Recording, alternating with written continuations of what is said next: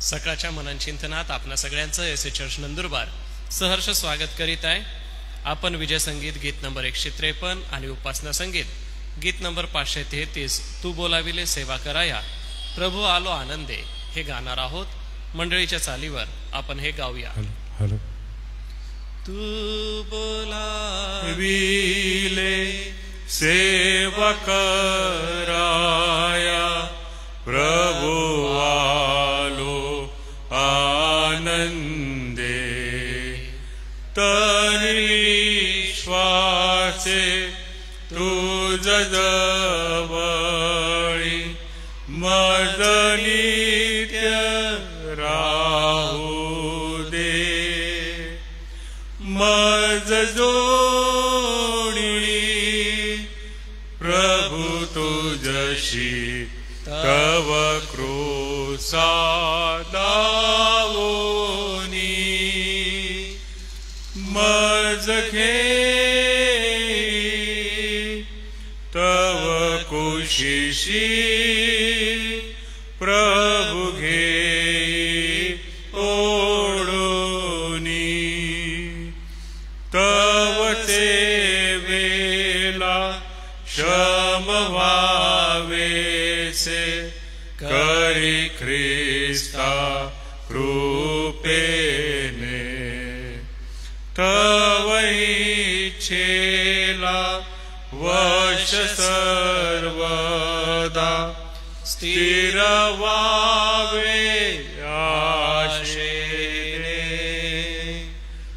मज जोडी प्रभु तुझशी तव क्रूसा दावोनी मज घे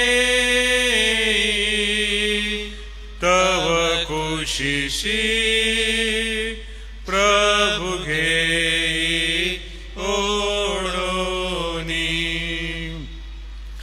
क्षणभर ही तुझ जवळी किती शांती मनाशी किती मागणी प्रीती भाषणे जशी मित्र मित्राशी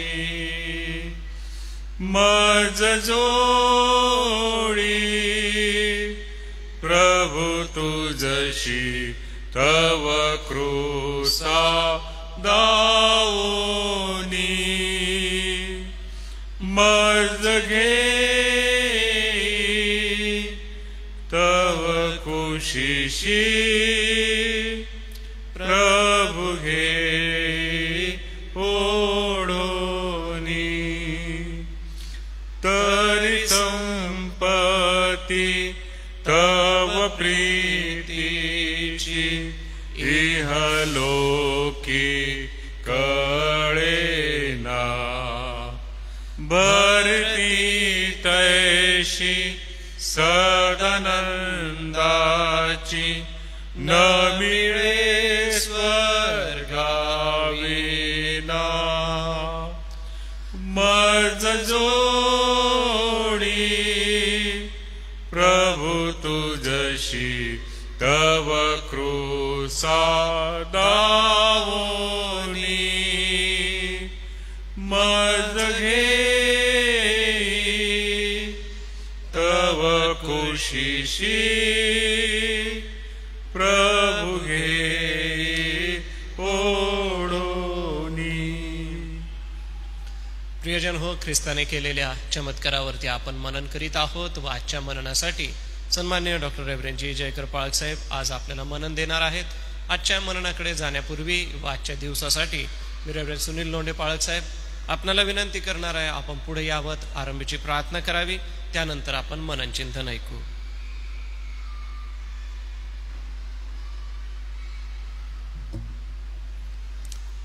आमच्या दयाळू देव बापा, तुझ्या मनापासून आभार मानतो, तुझी स्तुती करतो, कारण की पुन्हा एकदा देव बापा हा सुंदर दिवस तू आमच्या आयुष्याला लाभू दिलास.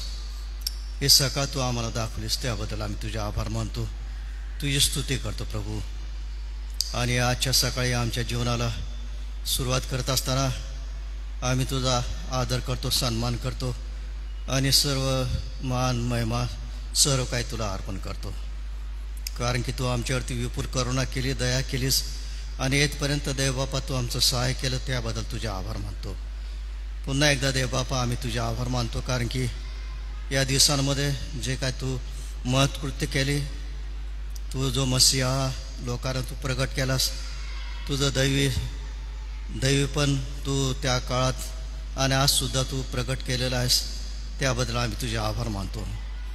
आणि या दिवसांमध्ये जे काय तुझ्या दासांच्याद्वारे देवबापा जे काय महत्कृत्य तू त्या काळात केलेत, त्याचं पुन्हा एकदा प्रभू आम्ही आज मनन करीत असताना तुझे दास रेव्हरंड ग्लॅडविन पाळक साहेब त्यांच्यासाठी आम्ही विशेष प्रार्थना करतो. देवबापा तू त्यांना लागणारी कृपा पुरव आणि त्यांच्याद्वारे पुन्हा एकदा नव्याने प्रभू तू आज तुझ्या वचनाच्याद्वारे तू आमची भेट घे आणि पुन्हा एकदा नव्याने प्रभू आमच्या विश्वासामध्ये तू आम्हाला बळकटी दे, आम्हाला उत्तेजन दे आणि आम्हाला तुझ्या वचनामध्ये सबळ कर प्रभू.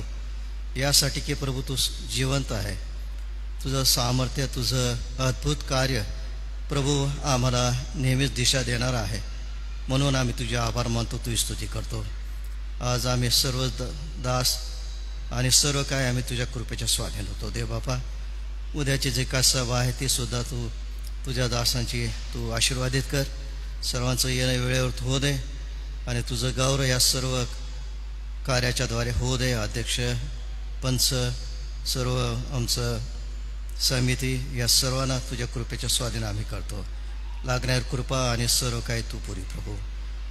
तुझ्या दासाला आम्ही तुझ्या हातात देतो. दे बापा तू त्यांना सहाय्य कर आणि शब्द दे, विचार दे आणि जे काही प्रभू त्यांनी तुझ्याद्वारे जे काही मार्गदर्शन घेतलेलं आहे देवबापा ते आम्हाला समजून घेण्यासाठी तू आमचं सुद्धा तू सहाय्य कर. आम्ही प्रभू मर्यासारख्या तुझ्या चरणाजवळ येतो आणि ऐकतो प्रभू. आमचं मन आम्ही उघडतो, आमचे नेत्र, आमचे कान आम्ही उघडतो.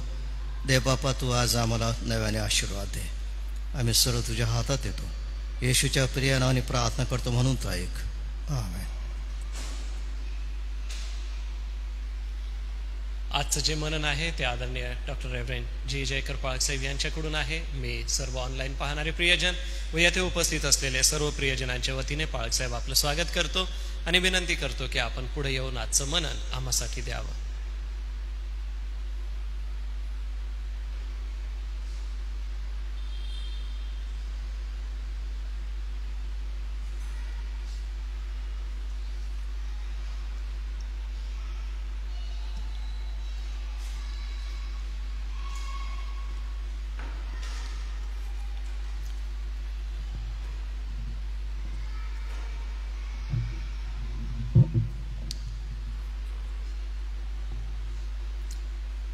पुन्हा एकदा आजच्या या सकाळी एस चर्च नंदुरबार माननीय अध्यक्ष, पंचायत नेते, सेवक वर्ग आणि सर्व वडील मंडळ यांच्यातर्फे आम्ही हजर असलेल्या आणि ऑनलाईन जडलेल्या सर्व बंधूंचे, भगिनींचे स्वागत करतो.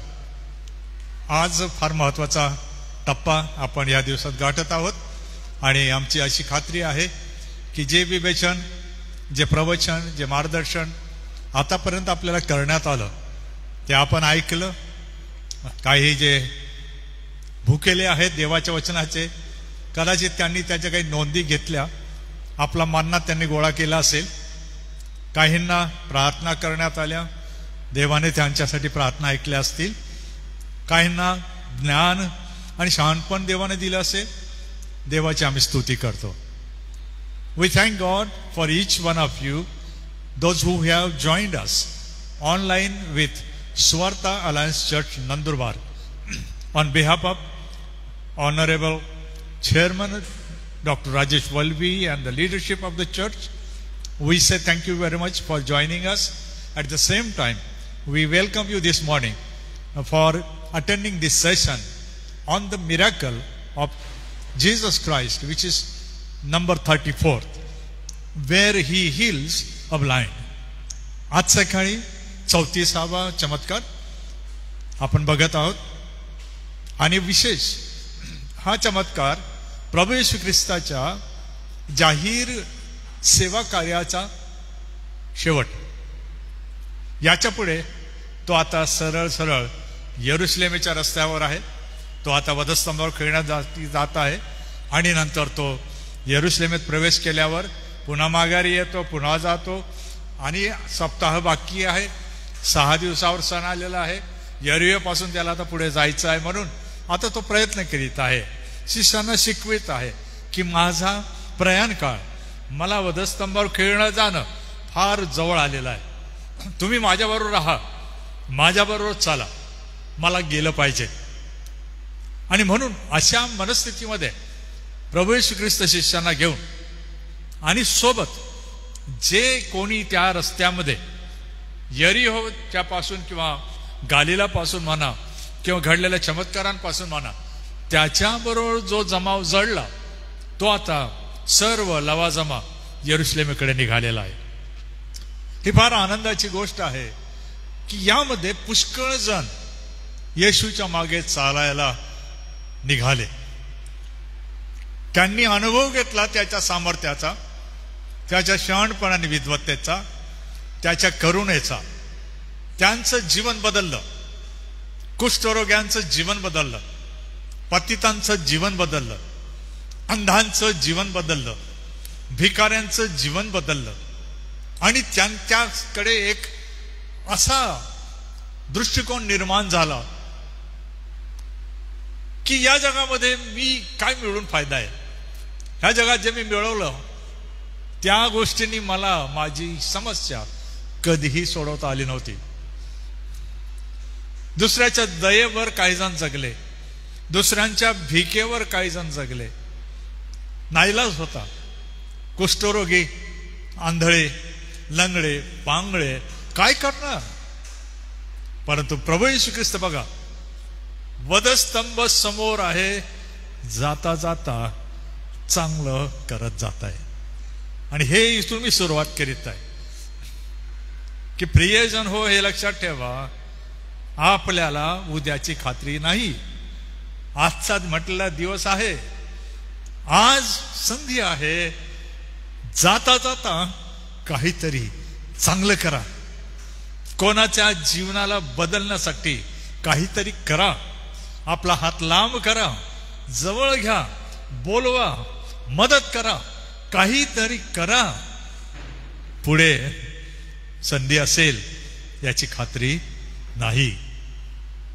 आणि इथे दुःखाने मला सांगावं लागतं की बऱ्याचदा आपण नेते, पाळक, सुवार्तिक, बिशप जे स्वतःला म्हणतात आम्ही असे आहोत, असं जगतात की त्यांना उद्या मिळणारच आहे, उद्या असणारच आहे, जाऊ द्या आज काय, उद्या पाहू. तसं होणार नाही. पुढचा जो चमत्कार आहे तो आपल्याला शिकवतो अंजिराचं निष्फळ झाड, की जो प्रभू येशू ख्रिस्त जीवन देत होता आता तो मारू पण शकतो. हे फार महत्वाचं सत्य तेथे आहे. त्याला क्षमता आहे. मेलेल्यांना जीवन देणारा आता जिवंत झाडाला सुकवून टाकतो. हे दुहेरी चित्र लक्षात ठेवण्याची फार गरज आहे. आणि शुभवर्तमानकार का म्हणून शेवटी वाळलेल्या अंजिराच्या झाडाबद्दल बोलतात, हे फार मोठं रहस्य आहे. मी हे शिकलो की 34 चमत्कार करून येशूने त्याचं देवत्व, त्याचं स्वामित्व, त्याचं धनीपण, त्याचं राज्य त्याने प्रस्थापित करून दाखवून म्हटलं मला देवापासून अधिकार आहे, कारण मी देवापासून आलो आहे. आता तो या आंधळ्या बार्तिमायनंतरच्या घडलेल्या यरुशलेमेच्या वाटेवर, बेथानी आणि यरुशलेमच्या वाटेवरच्या त्या अंजिराच्या झाडाला जेव्हा तो सुकवितो, आपल्याला लेखक हे शिकवत आहेत, हा तोच प्रभू आहे ज्याने तुम्हाला भाकर दिली, ज्याने तुमचे अश्रू पुसले, ज्याने तुमचे पाप आणि अपराधांना क्षमा दिली, ज्याने तुम्हाला मातीतून उचललं, धुळीतून काढलं, ज्याने तुमच्या भीक मागण्याच्या अवस्थेतून बाहेर काढलं, कुष्ठरोग बरे केले, आजार बरे केले, मरणातून जीवन दिलं.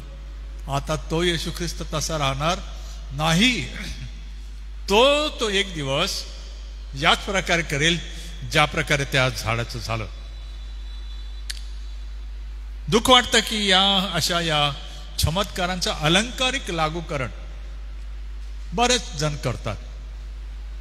चमत्कार सत्य घटना आहेत, त्याचं अलंकारिक लागूकरण नाही करता येत. दाखल्यांचं करता येईल, चमत्कार नाही. वाईट वाटतं मला सांगायला. त्याचं एक साधं कारण आहे, म्हणजे अध्ययन, पवित्र शास्त्राचा दृष्टिकोन, लेखकाचा दृष्टिकोन, त्याचं शिक्षण, पवित्र शास्त्राची जडणघडण, साहित्य रचना, त्यांचे अर्थ माहीत नाही, व्याकरण माहीत नाही, मराठीचं व्याकरण माहीत नाही, शब्दार्थ माहीत नाही.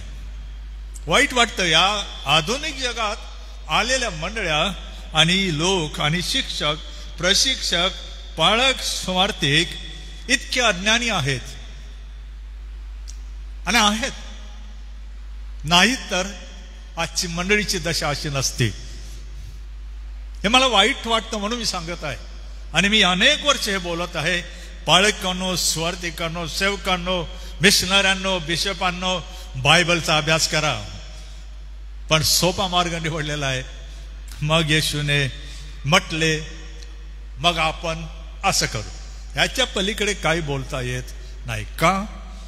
कारण आपल्याला पवित्र शास्त्राचा भेद, त्याचं रहस्य समजण्याचं ज्ञान देवाचा पवित्र आत्मा देतो. येशूला अनेकदा शिष्याने विचारलं, आम्हाला हे का नाही समजलं? तो म्हणाला, हे रहस्य आहे, देव त्याचं तुम्हाला देईल. आणि जेव्हा पवित्र आत्मा आला, पवित्र आत्म्याने ते भरले, तेव्हा त्यांना काही रहस्य समजले. सर्व नाही समजले, काही समजले. मग आजचा जो साधा चमत्कार जो आहे, हा शेवटचा आहे आणि नेहमीचा आहे. 3 ठिकाणी तो आढळतो. मी तुम्हाला काही टिप्स फक्त देणार आहे.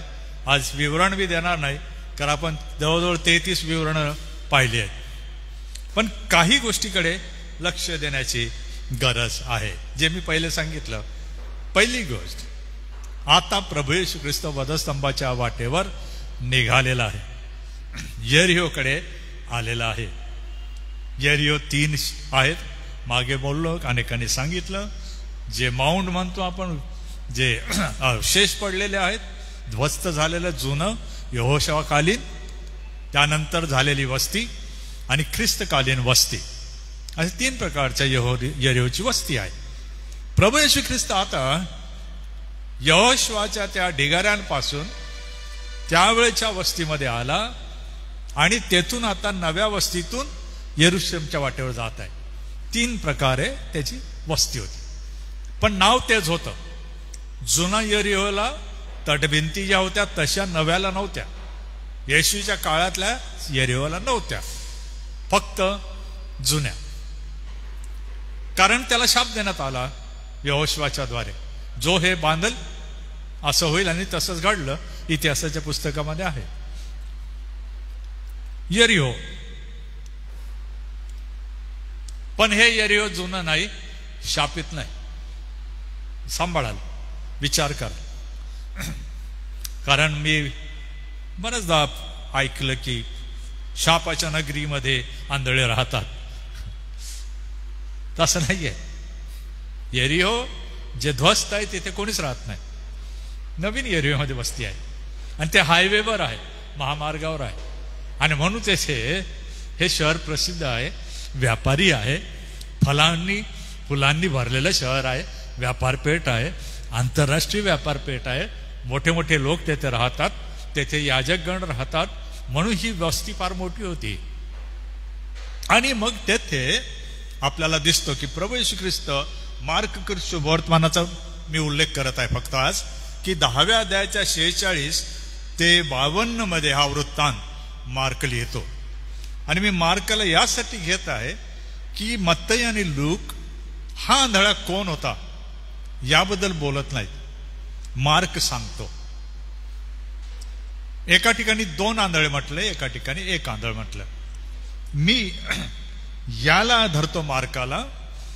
आणि 2 असतील तर भरतीमय का, असा जर प्रश्न आला तर माझं एक साधं उत्तर असं राहील की 2 पैकी 1 जो प्रमुख होता, परिचित होता, लोक ज्याला जास्त चांगलं ओळखत होते किंवा ज्याची परिस्थिती जास्त बिकट असावी असा बर्तिमाय किंवा त्याचा बाप तिमाय हा प्रसिद्ध कोणी असावा, आणि त्यामुळे मार्क त्याला उचलतो, पण मत्तई आणि लूक त्याला बाजूला ठेवतात, नाव घेत नाही. हा फरक आहे. दुसरी महत्वाची गोष्ट आपण वाचतो, वाटेवर आंधळा भिकारी, आणि त्याचं वर्णन केलेलं आहे. तो वस्त्र घेऊन तेथे बसलेला आहे. आता वचन 47 फार मजेदार आहे. जर तुमच्याकडे पवित्र शास्त्र असेल तर जरा बघा की वाटेवर बसलेला आंधळा भिकारी त्याने लोकांकडे काय मागायला पाहिजे हे फार महत्वाचं आहे. की जर तुम्ही आणि मी असता, आपला तो दररोजचा धंदा असता, एका रस्त्यावर आपल्याला बसवणं आणि आपण मागायला बसलो, आपण काय केलं असतं? नेहमीप्रमाणे सकाळ झाली, बसवलं, बाबा हो देऊन द्या, आंधळ्याला भीक द्या, मदत करा, लाचाराला सहाय्य करा. मग ते कधी कधी आजच्या भारतामध्ये आपण जसं पुष्कळ ऐकलं, एक देणाऱ्याला इतकं मिळेल, असं मिळेल, तसं मिळेल, असे आश्वासनं भिकारी मागणारे देत असतात ना. हे नैसर्गिक आहे. याच्याकडे जर बघितलं, हा पण भीक मागतो, हा पण भीक मागतो बर्तिमाई. पण कशाची? त्याला पैसा हवा आहे ना, त्याला भाकर हवी आहे ना, त्याला घरदार चालवायचं असेल ना, कदाचित त्याचे लेकरं बाळा असू शकतात, त्याच्या परिवाराला गरज असेल म्हणून त्याला बसवलं, अनेक कारण असू शकतात ना. पण आज असा दिवस आला, आज अशी वेळ आली की जसं त्याने ऐकलं की येशू नासरेतकर, आता हे जे टायटल आहे प्रभू येशूचं, हे मूळ त्याला संबोधन करण्यासाठी वापरलं गेलं. येशू कोण? नासरेतकर. आता ही चर्चा जाणाऱ्यांपासून बर्तिमाईने ऐकली. त्यांच्याकडे पैसे नव्हते का? खजिनदार यहुदा होता, त्याच्याकडे पर्स होती, पिशवी होती, त्याच्यामध्ये तो पैसे गोळा करून ठेवत होता, गरजा भागवत होता. मग आता प्रभू येशूने जेव्हा ही हाक ऐकली तर न यहुदा इस्करियोतला काय सांगितलं की देऊन टाक, त्याचं तोंड बंद करा, किंवा त्यांना अशी काही प्रेरणा झाली नाही की चला ह्याच्या ताटामध्ये वाटीमध्ये काहीतरी टाकून द्या, असं पण काही झालं नाही. त्याची ओरड ते ऐकू लागले, कारण तो मोठमोठ्याने म्हणत होता. काय? असं म्हणूया तेथे वचन 47, तेव्हा हा आंधळा भिकारी, हा नासरेतकर येशू आहे हे ऐकून मोठमोठ्याने, लेखक म्हणतो म्हणू लागला, आपण असं म्हणूया मोठमोठ्याने भीक मागू लागला. म्हणू लागला किंवा भीक मागू लागला, कारण सारखंच आहे. काहीतरी माझ्या वाटीत, माझ्या पदरात, हे नासरेतकर येशू तू टाक. त्याच्या मनात अपेक्षा होती. आणि काय टाक? आज मला पैशाची नाही, वस्त्राची नाही, भाकरीची नाही, इतर कोणत्या गोष्टीची मला गरज नाही. मला तुझ्यापासून कशाची भीक पाहिजे? त्या दयेची भीक पाहिजे. Have mercy on me O lord Jesus of Nazareth, have mercy on me. Put your mercy in my pot. I beg you, Lord, have mercy on me. माझ्यावर दया कर प्रभू, मला दयेची भीक घाल. हे फार महत्वाचं सत्य आहे ना. जेव्हा गरजवंताची भेट होते येशू ख्रिस्ता बरोबर, त्याला आपली गरज दिसू लागते. त्याला पूर्ण समजली नव्हती, तो अजून पुढे काही बोलत नाही, अजून येशूने प्रश्न विचारलेला नाही, पण तो मागू लागला. ही महत्वाची गोष्ट आपण शिकतो. देवाजवळ येताना आपण लक्षात ठेवलं पाहिजे की दयेची भीक मागायला आपण शिकायला पाहिजे. कारण आपण पापी, लाचार, अंध, दुबळे आहोत, अशक्त आहोत. पण दयेची भीक कशी मागायची आहे हा वेगळा एक विषय आहे. सर्वसाधारण किंवा मुलं म्हणून बापाला विनंती करायची की मालकाला विनंती करायची. तो म्हणतो, हे दावीद पुत्र येशू, दावीद पुत्र येशू, तू दया कर. म्हणजे एका बाजूला सैद्धांतिकरित्या प्रभू येशू दाविदाचा वंशज आहे, राज्य करायला पाठवलेला आहे, तो मसीहा आहे म्हणून हे सर्व करतो, हे त्याच्या लक्षात आलं. पण दुसऱ्या बाजूला तो स्वतः त्याचा अधिकार मान्य करतो. तू कोण? माझा सुद्धा राज आहे, येणारा होणारा भविष्यवादाप्रमाणे, कराराप्रमाणे तू. हे आज समजणं गरजेचं आहे. आपण पुष्कळदा म्हणतो येशू असं करतो, येशूने तसं केलं, आणि प्रभू येशू असं म्हणतात. प्रश्न इथे आपल्याला हा आहे, काय तुम्हाला आणि मला त्याचा हा जो धनीपणाचा अधिकार आहे, राज्य करण्याचा अधिकार आहे, तुमच्या माझ्या नुसत्या जीवनावर नाही, प्रत्येक क्षणावर, प्रत्येक तासावर, प्रत्येक कामावर, प्रत्येक कृतीवर त्याचा अधिकार असला पाहिजे. हे आपण मान्य करतो का? हा का मान्य करताय? आता त्याच्या मनाची तयारी झाली आहे. लेट कम व्हॉट मे असं इंग्रजीत म्हणतात. जे होईल ते होईल, आज मला करायचं आहे, मला ओरडायचं आहे, मला या दावीद पुत्र येशू नासरत करायची भीक मागितलीच पाहिजे. आपल्याला हे माहीत नाही, तिथे लिहिलेलं नाही की त्याला हे माहीत होतं की नाही की येशू पुन्हा येणार नाही, कारण याच्यानंतर येशू परत येरूला येत नाही. पण कधी कधी दैवी संकेत असं आपण म्हणतो. परमेश्वर देव मनुष्याच्या सत्सत विवेकामध्ये काही जागृती कधी कधी निर्माण करतो, आणि म्हणून सत्सत विवेक सांभाळा, फार महत्वाचा आहे. सत्सत विवेक दीप आहे, तुमचा माझा प्रकाश आहे. आपल्याला चांगलं आणि वाईट काय आहे हे तो शिकवतो पहिले, नंतर पवित्र आत्मा. पुष्कळ जण पवित्र आत्म्याच्या नावाखाली आपल्या सत्सत विवेकाचा गळा घोटून बसलेले आहेत. की असं का करतात हे त्यांना समजत नाही, कारण त्यांनी आपल्या सत्सत विवेकाची वाणी नाकारली आहे. म्हणून त्याचा परिणाम त्यांचा विवेक मेला आहे. त्यांना किती सांगा काही फरक पडत नाही. का?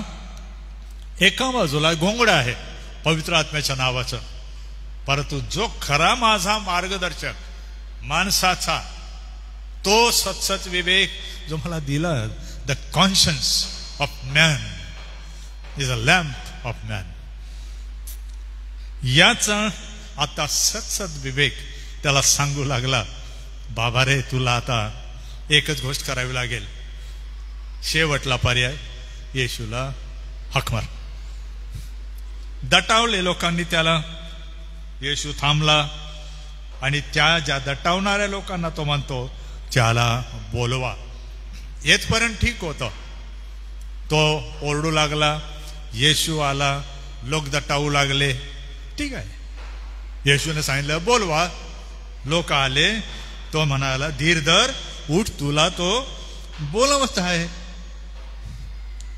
तुमचा आणि माझा सत्सत विवेक पवित्र आत्मा जेव्हा जागृत करतो त्यावेळेला आपल्याला समजू लागतं आपण काय निर्णय घेतला पाहिजे आणि योग्य कोणता निर्णय घेतला पाहिजे. भरतीमय आता योग्य निर्णय घ्यायला शिकत आहे. जागृत झाल्यामुळे आता ओरडतोय, ऐकतोय. आता त्याला बोलव म्हटल्यावर तो काय करतो आहे, तो आपले वस्त्र टाकून उठला, येशूकडे आला, आज्ञापालन केलं. पवित्र आत्मा कोणाला दिलाय? प्रेषितांची कृत्ये 5वा अध्याय 32वं वचन. जरा धक्का बसेल हे वचन ऐकून, कारण आजकाल फार त्याबद्दल चर्चा आहे. प्रेषितांची कृत्य अध्याय 5 वचन 32. पवित्र आत्मा कोणाला दिला? या गोष्टींविषयी आम्ही साक्षी आहोत. आणि देवाने आपल्या आज्ञा पाळणाऱ्यांना जो पवित्र आत्मा दिला आहे तोही साक्षी आहे. पवित्र आत्मा कोणाला दिला? जे त्याच्या आज्ञा पालन करतात. कसं ओळखायचं पवित्र आत्मा आहे? पवित्र आत्मा काम करत आहे, पवित्र आत्म्याने भरलेला आहे, पवित्र आत्म्याचे कृपादान आहेत, फळं आहेत. कसं समजायचं? प्रभू येशूच्या आज्ञांचं पालन ती व्यक्ती करते का दुसरंच काही आहे? कोणता येशू आहे त्यांच्याकडे? कोणत्या येशूचं ते ऐकतात? हे फार महत्वाचं आहे. कोणती सुवार्ता ऐकतात? कोणती सुवार्ता ते सांगतात? अन्य येशू आहे, अन्य सुवार्ता पण आहे ना, अन्य शिक्षण आहे ना, समांतर आहे. पण ते देवापासून नाही, ते प्रभू येशूपासून नाही, प्रेषित आणि संदेष्टांपासून नाही. तुम्ही म्हणता पवित्र आत्मा आहे, आज्ञापालन. बर्तिमय आता तयार झाला आज्ञापालन करायला, तेथे थांबला नाही. तो जेव्हा तो ऐकतो धीर धर, मार्क 10:49, धीर धर, उठ, तो तुला बोलावत आहे. तेव्हा तो आपले वस्त्र टाकून उठला, येशूकडे आला. कोणीही तुम्ही आणि मी ओझं घेऊन चालू शकत नाही, पळू शकत नाही, गर्दीमध्ये वाट काढू शकत नाही. भिकारडेपण आणि त्याची लक्षणे सोडा.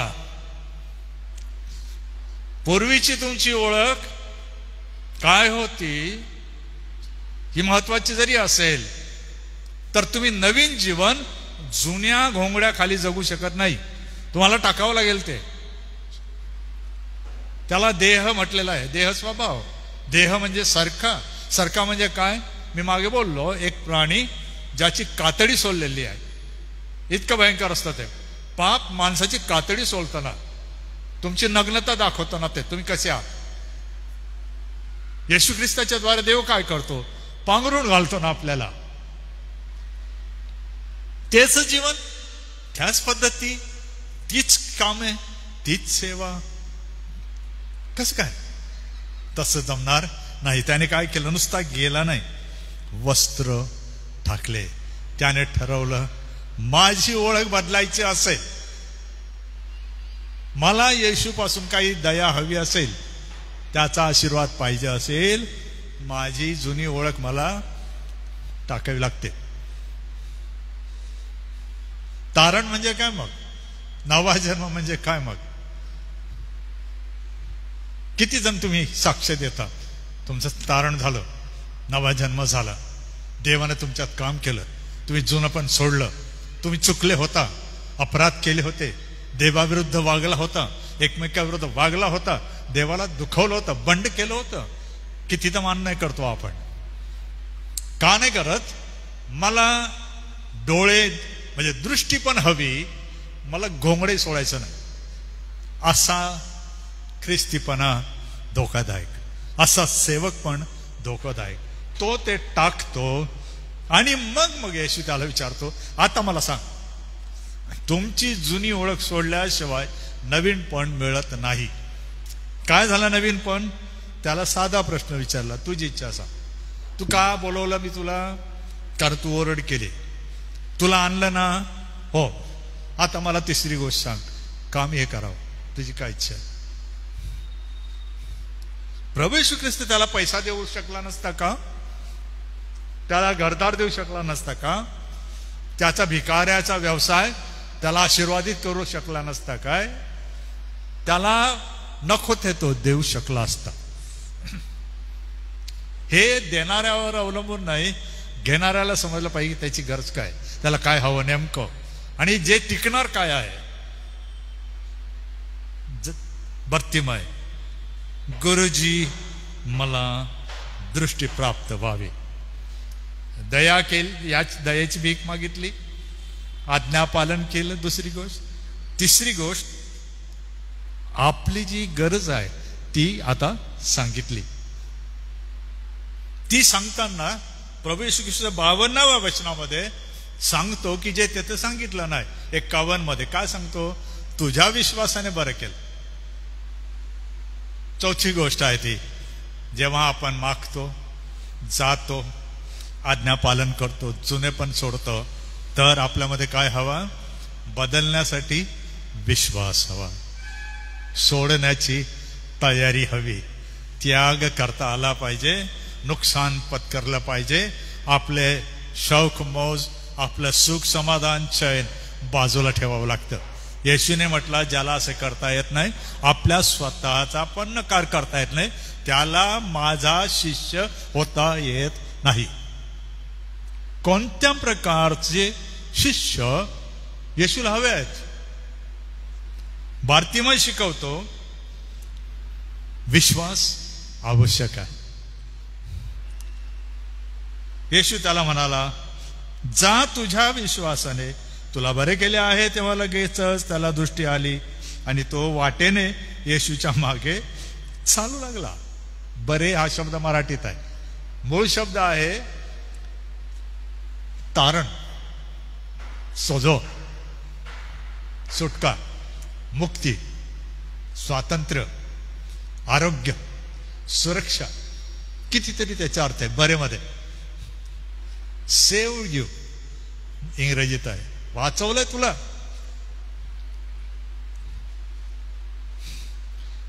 हा शब्दाचा जर तुम्ही नीट विचार कराल तर मला असं वाटलं एक वेळा की हा वयस्कर जर असेल, त्याला मरणाची वेळ येणार असेल असं तर नाही येशू म्हणत, कारण बरे केले म्हणजे वाचवलं, जीव प्राण दिला, जीवन दिलं, असा पण अर्थ आहे. असं तर नाही की भरतीमयला शेवटल्या घटक्यामध्ये जीवन मिळायला पाहिजे होतं आणि त्या जीवनाबरोबर येशूने काय दिलं? त्याला दृष्टी पण दिली. अंधे को क्या चाहिए, दो आंखें असं म्हणतात. त्याला बरं केलं, वाचवलं, सोडविलं, मुक्ती दिली, तेव्हा त्याला काय मिळाली? दृष्टी. त्याच्या पाप अपराधातूनही आणि या समस्येतूनही. शेवटली महत्वाची गोष्ट म्हणजे हे सर्व झालं, येशूबद्दल ऐकलं, येशू येत आहे पाय सोंडी तरी सांगितलं, आरडाओरड केली, लोकांनी दटावलं, त्याला पुन्हा येशूने निरोप दिला, तो गेला, घोंगडी टाकून दिली, हे सर्व झालं. विश्वास ठेवला, प्रश्नाचं उत्तर देऊन जे हवं ते मागितलं, त्याला मिळालं. प्रभू येशू ख्रिस्त खूप चांगला आहे ना. तो तुमच्या माझ्या अडचणी समजतो, तुमच्या माझ्या दुःखांना समजतो, आजार विकार समजतो, गरजा त्याला कळतात. मग तुम्ही श्रीमंत असा, जक्कईसारखे, बार्तिमयसारखे भिकारी असा, त्याची तुमच्यावर दया आणि प्रीती प्रगट होते जर आपण त्याच्याकडे गेलो, आपण त्याची वाणी ऐकली तर. पण जेव्हा आपल्याला अनुभव येतो की येशूची माझी भेट झाल्यामुळे माझं जीवन आणि माझा व्यवसाय, माझं जुनं पण बदलून गेलं, मोबदल्यात मी काय करू? बार्तिमयाने काय केलं असं लिहिलं आहे, तो त्याच्या मागे चालू लागला. किती जण चमत्कार, प्रार्थना, आशीर्वाद काय काय काय काय मिळवतात असं म्हणतात, पण आपले जुनं पण टाकून प्रभू येशू ख्रिस्त जो वधस्तंभावर खिळायला निघालेला आहे त्या मार्गावर जायला किती जण तयार होतात? फार थोडे. 50 सेवक असतील, 2-4, सर्वच नाही. 50 पुढारी असतील, 2-4, कारण फार थोडे देवाच्या राज्यासाठी बलिदान करण्यासाठी तयार असलेले फार थोडे असतात. त्यांच्यावर देव लक्ष ठेवतो. आणि आजच्या काळामध्ये आपल्याला अशा लोकांची गरज आहे की ज्यांना दिसायला पाहिजे आहे. मंडळीच्या सेवकांना, बिशप लोकांना, नेत्यांना दिसायला पाहिजे आहे, पण हे का दिसत नाही? कारण ते परंपरा आहे, तो व्यवसाय बनून गेलेला आहे, घोंगडं ठेवून घेतलेला आहे, भीकच मागायला पाहिजे आहे. म्हणजे आपण सोडणार नाही, आपलं जुनं पण टिकवणार. पण जर प्रभू येशू पुन्हा येणार नाही म्हणजे तो तुम्हाला पुन्हा भेटणार नाही, तुम्हाला नसेल आयुष्य, तुम्ही काय करायला पाहिजे? त्याच्याकडे दयेची भीक मागा, त्याची बोलावणं ऐका, आज्ञापालन करा, प्रश्नाचं उत्तर देऊन दृष्टी किंवा जीवन मिळवून घ्या, जुने पण सोडून त्याच्या मागे चाला. किती बरं होईल आज सकाळी आपण हे कराल तर. येथून पुढे प्रभू येशू ख्रिस्त आता वधस्तंभाकडे जातो. 34 चमत्कारामध्ये आपण येशूचे 3 वर्ष, येशूचे गालिल ते यहुदिया, पेरिया दकापोलिस, सुरफुनिके म्हणजे फिनिशिया, सोर आणि सिदोन इथपर्यंतच्या मोठ्या प्रवासात झालेल्या घटनांची नोंद आपण केली. 3 वर्षाचा हा काळ होता. मी देवाला धन्यवाद देतो की आपण शेवटी एकच विषय घेऊन प्रार्थना करूया की मला हे जे देवाने दिलं, येशूने पुढे मला मिळालं असं मी म्हणतो, त्या मोबदल्यामध्ये मी त्याचा अनुयायी होण्यासाठी समर्पित आहे का, झालो का, होणार का? कारण कदाचित पुन्हा संधी नसेल. देव करो तुम्हाला तो आशीर्वाद देव.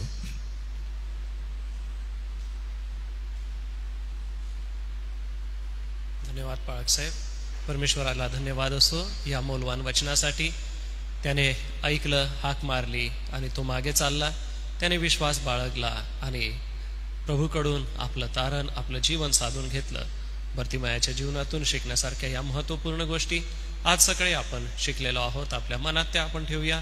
मी परमेश्वराला धन्यवाद देतो. डॉक्टर रेव्हरंड जी जयकर पाळक साहेब आपलंही मनपूर्वक आभार मानतो आजच्या वचनाच्या सेवेसाठी. आपले नित्याचे विषय आहेत ते आपण घेणार आहोत. संस्थेसाठी, संस्थेच्या सेवा कार्यासाठी, पदाधी वर्गांसाठी आपण विशेष प्रार्थना करूया. मान्य अध्यक्षा, कार्यकारी संचालक, संपूर्ण विश्वस्त, यासोबतच आपल्या प्रिय शाळा, वसतिगृह यांच्यासाठी आपण प्रार्थना करूया. विशेष आपण प्रार्थना करूया. उद्या 1 दिवसीय शिबिर नंदुरबार चर्चमध्ये असल्या कारणाने सर्व पाळक वर्ग, खजिनदार, सचिव हे आणि पंचमंडळ वेगवेगळ्या मंडळांमधून आपल्याकडे येणार आहे. तर उद्याच्या सभेला देखील आपण प्रभूच्या हाती सोपूया व ही मंथली मीटिंग किंवा मासिक सभा जी आपण अहवालासाठी देखील घेत असतो ती उद्या होणार आहे. तर आपण त्याची देखील प्रार्थनेत आठवण ठेवूया. अध्यक्ष महोदय ते संचालन करतील, त्यासाठी देखील आपण प्रभूची कृपा मागू. सोबतच आपण आजारी प्रियांची आठवण करीत असताना ममताबाई डलगे आहेत, रयता अक्का जांभसा आहेत, जुलेना अक्का गायकवाड, सापाबाई शिंदे आहेत, मालतीबाई वळवी आहेत, रेव्हरंड डी एम पाटील पाळक साहेब आहेत, सौ पाटील आहेत, सोबतच दिलीप नाईक साहेब आहेत. देवा या प्रियजनांना आरोग्य देव. सगळ्यांच्या वतीने मी सन्माननीय रेव्हरंड जयेश पठारे पाळक साहेब आपल्याला विनंती करणार आहे, आपल्याला प्रार्थना करायची आहे.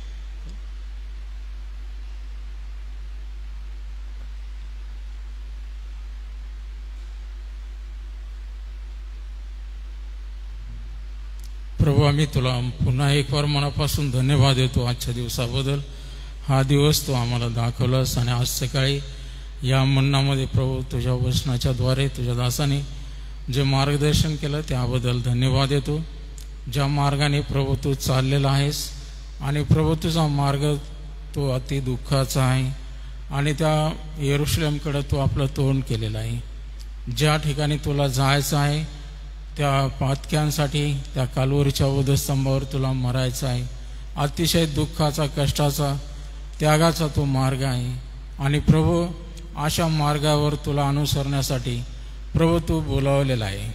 आज आम्ही धन्यवाद देतो प्रभू, ज्या तू केलेल्या चमत्कारांपैकी आज बद्दल ऐकलं आणि प्रभू तोही त्या येरुयाच्या वाटेवर बसलेला होता आणि जी भीक त्याने मागितली प्रभू येशू तू त्याला जाणलंस आणि त्याने जो विश्वास बाळगला त्याप्रमाणे तू त्याला दृष्टी दिली. तुझे आभार मानतो. आम्ही धन्यवाद देतो प्रभू, कारण तू प्रत्येकासाठी तुझं अंतःकरण कळवळत होतं आणि त्या कळवळ्याने तू धावलेला आहे. प्रभू, या दिवसामध्ये तुला असे लोक अनुसरणारे हवे आहेत की जे आज्ञापालन करतील, तुझ्यावर दृढ विश्वास ठेवतील. एवढंच नव्हे तर प्रभू तुला अनुसरतील.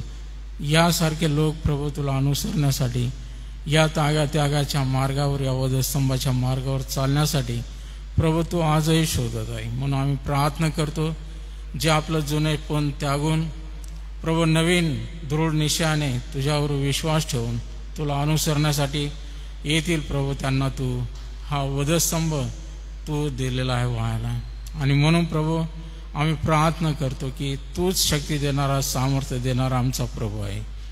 आजही आम्ही तुला धन्यवाद देतो, कारण जे तुझ्यावर विश्वास ठेवतात त्यांच्यासाठी तू सर्व गोष्टी देण्यासाठी समर्थ देव आहे. तुझे आभार मानतो.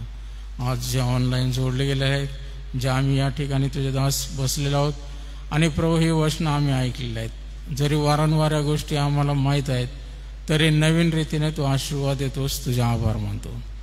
आम्ही पुन्हा धन्यवाद देतो तुझ्या दासाबद्दल, ज्यांनी ही प्रेरणा दिली आणि ह्या तू केलेल्या चमत्कारांची मालिका प्रभू रोजच्या मनामध्ये आम्ही ठेवलेली आहे.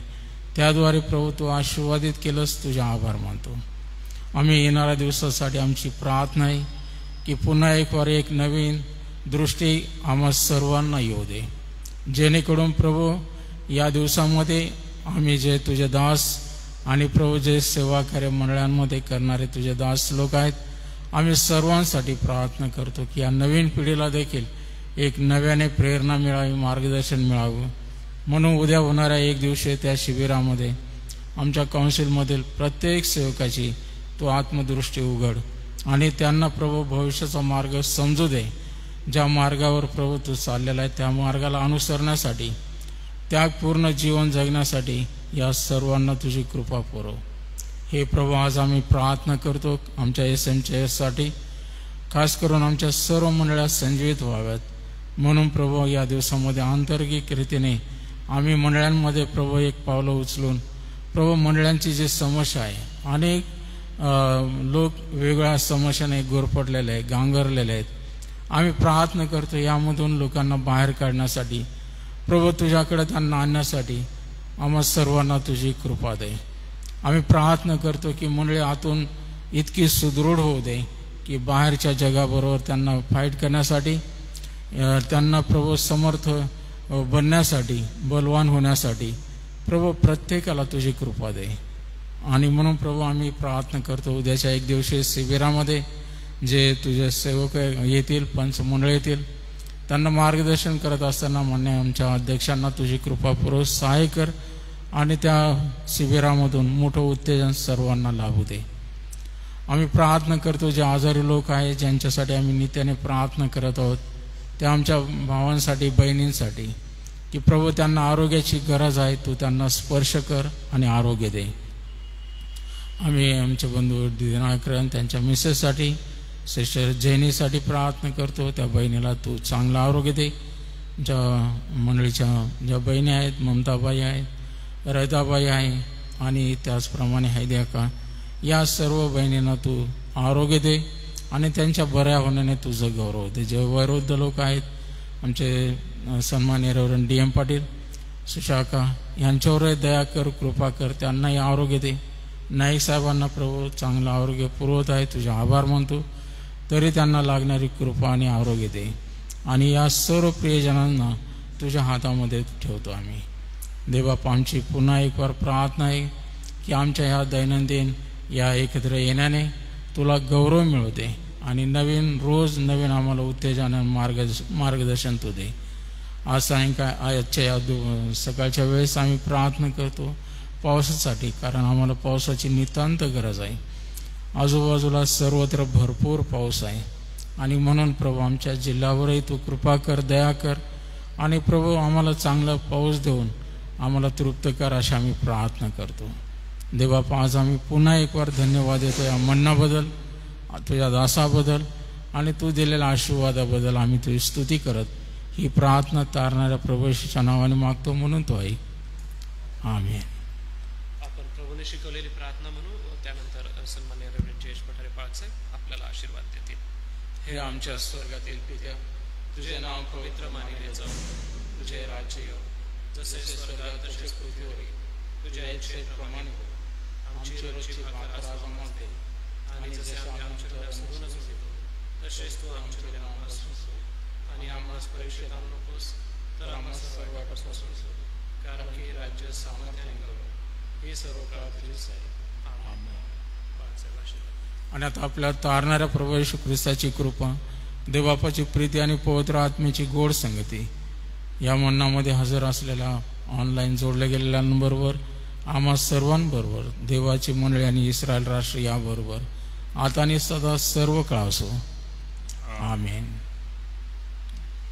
ख्रिस्त पवित्र शांती सत्प्रीती शोभा सौंदर्य माझी या जीवनी येशू पवित्र तू शुद्ध मज करी तुझे सौंदर्य दिसो या जीवनी. आमेन. उद्यासाठी सूचना आहे. उद्या एक दिवसीय शिबिर असल्या कारणाने सकाळचं मनन चिंतन हे होऊ शकणार नाही. सर्वांना सलाम.